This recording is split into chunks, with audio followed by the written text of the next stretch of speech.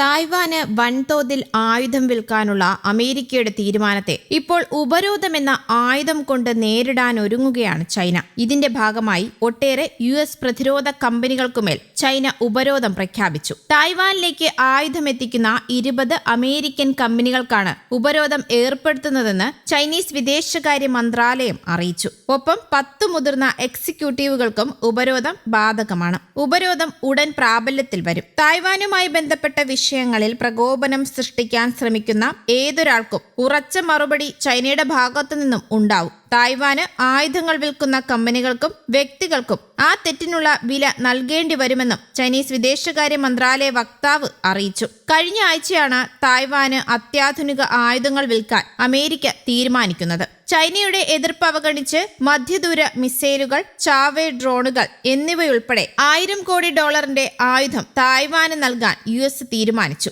ആയുധ വിൽപ്പന സംബന്ധിച്ച 8 കരാറുകളാണ് US വിദേശകാര്യ മന്ത്രാലയം ബുധനാഴ്ച പ്രഖ്യാപിച്ചത്. തായ്വാന് US പ്രഖ്യാപിക്കുന്ന ചരിത്രത്തിലെ വലിയ ആയുധ പാക്കേജാണിത്. ഇടപാടിന് കോൺഗ്രസിന്റെ അന്തിമ അംഗീകാരം വേണം. $400 കോടി 82 high mobility artillery rocket systems, howitzer artillery, tank വേദ മിസൈലുകൾ, 420 ATACMS മിസൈലുകൾ എന്നിവയാണ് ആയുധ ഇടപാടിലെ പ്രധാന ആകർഷണം. ഇതുകൂടാതെ $70 കോടി ജാവലിൻ ടൗ മിസൈലുകളും 9.6 കോടി ഹെലികോപ്റ്റർ ഭാഗങ്ങളും മറ്റ് സൈനികോപകരണങ്ങളും സോഫ്റ്റ്വെയറുകളും നൽകുന്നുണ്ട്. യുഎസിന്റെ ദേശീയ സാമ്പത്തിക സുരക്ഷാ താൽപര്യങ്ങൾ മുൻനിർത്തിയാണ് ഇടപാടെന്ന് മന്ത്രാലയം അറിയിച്ചു. തായ്വാന്റെ സായുധ സേനകളെ ആധുനീകരിക്കുകയും അവരുടെ പ്രതിരോധ ശേഷി വർദ്ധിപ്പിക്കുകയും ലക്ഷ്യമിടുന്നതെന്നും പറഞ്ഞു. US തായ്വാനെ സൈനികമായി സഹായിക്കുന്നത് തങ്ങളുമായുള്ള നയതന്ത്ര ഉടമ്പടികളുടെ ലംഘനമാണെന്നാണ് ചൈന ആരോപിക്കുന്നത്. ഈ നടപടി തങ്ങളുടെ പരമാധികാരത്തിനും സുരക്ഷയ്ക്കും പ്രാദേശിക അഖണ്ഡതയ്ക്കും ദോഷം ചെയ്യുന്നതാണെന്ന്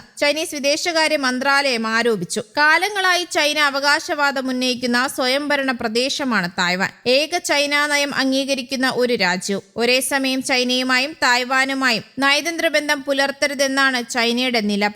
തായ്വാനെ സൈനിക നടപടികളിലൂടെ ചൈനയ്ക്കൊപ്പം ചേർക്കുമെന്ന് കഴിഞ്ഞ പുതുവത്സരത്തിൽ ചൈനീസ് പ്രസിഡന്റ് ഷീ ജിൻപിങ് പ്രഖ്യാപിച്ചിരുന്നു. ട്രംപിന്റെ 2ാം സർക്കാർ ജനുവരിയിൽ അധികാരത്തിലേറിയതിനു ശേഷം തീരുവ, അപൂർവ ധാതുക്കൾ തുടങ്ങിയ വിഷയങ്ങളുമായി ബന്ധപ്പെട്ട് ചൈനയും USഉം തമ്മിലുള്ള ബന്ധം കൂടുതൽ വഷളായിരുന്നു. തായ്വാൻ വിഷയത്തിൽ സംഘർഷമുണ്ടായാൽ ചൈന അമേരിക്കൻ യുദ്ധവിമാനങ്ങളെ തകർക്കുമെന്നും സൈന്യത്തെ പരാജയപ്പെടുത്തുമെന്നും US രഹസ്യരേഖയും ഈ മാസം പുറത്തു വന്നിരുന്നു. ന്യൂയോർക്ക് ടൈംസ് ആണ് ഇക്കാര്യം റിപ്പോർട്ട് ചെയ്തത്.